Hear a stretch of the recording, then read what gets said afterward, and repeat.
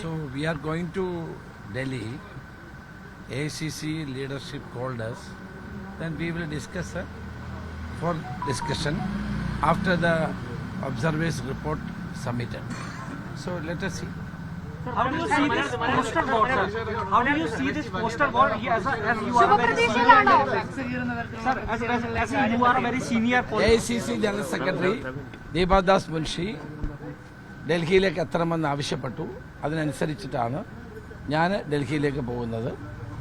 Observers report സമർപ്പിക്കുകയുണ്ടായി. അപ്പോൾ അതിനുശേഷമുള്ള ചർച്ചകൾക്കായിരിക്കും അവർ വിളിച്ചിട്ടുള്ളതെന്നാണ് എനിക്ക് മനസ്സിലാക്കാൻ കഴിഞ്ഞിട്ടുള്ളത്.